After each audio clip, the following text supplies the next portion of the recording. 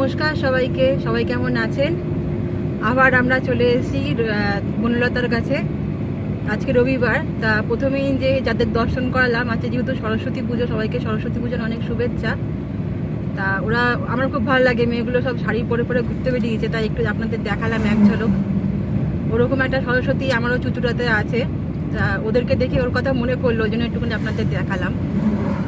বেশ ভালো লাগলো মেয়েগুলোকে দেখতে, খুব সুন্দর লাগতো, তাই একটুখানি তুলে নিলাম ওদেরকে।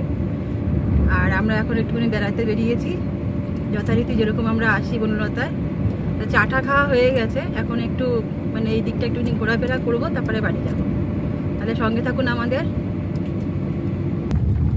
আজকে জঙ্গলের ভিতরটা একদম থমথমে লাগছে, আর যেহেতু শীতকাল চলে এসছে, সেই জন্য ওই যে পাতাগুলো সব ঝরতে শুরু করে দিয়েছে।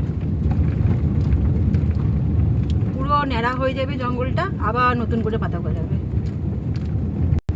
এই জঙ্গলের মধ্যে ছোট্ট একটা মানে গ্রাম আছে, ওই 7-8টা বাড়ি নিয়ে এই গ্রামটা। এই যে গ্রামটা এখানে শেষও হয়ে গেল এই জঙ্গলের পুরো মধ্যে।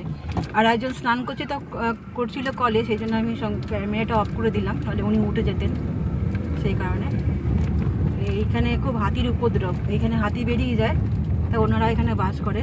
আমার বেশ ভালো লাগে, মাঝে মাঝে আমি এই দিকটা দিয়ে আসি।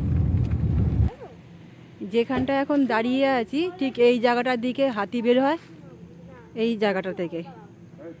এইদিকে রাস্তা আছে, এই জঙ্গলের মধ্যে হাতি থাকে। এখানে হাতির বোর্ডও দেওয়া আছে ওইদিকে, আমি জুম করে দেখাচ্ছি। এই যে আজকে একটু নেমে দাঁড়ালাম এইখানটা, কারণ ঠান্ডাটা একটু কম আছে, তাই গরম পড়েই গেছে বলা চলে। আর এই দিক দিয়ে ঠিক হাতিটা পার হয়ে এদিকে চলে যায়। আর এখানে সৈকতের বাবা সৈকতের সেলফি তুলছে, আর রাস্তাটা কি ভালো লাগছে দেখতে।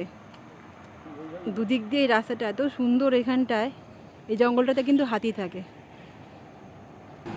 এখন তুলছি 3জনের ফটো, এই যে সামনে দেখে। ঘোরাঘুরি তো হলে এবার বাড়ি চলে যাব। আর এত মানে গাড়ি যায় না, কথাই বলতে পারি না। আর এই যে আমাদের প্রথম গাড়ি, ও আর হয়তো 1 সপ্তাহ আছে, তাই আজকে আবার ওকে নিয়েই এসেছি ঘুরতে। আবার কবে সুযোগ হবে জানি না, তাই আজকে এলাম। আবার তো দিয়ে দিতে হবে।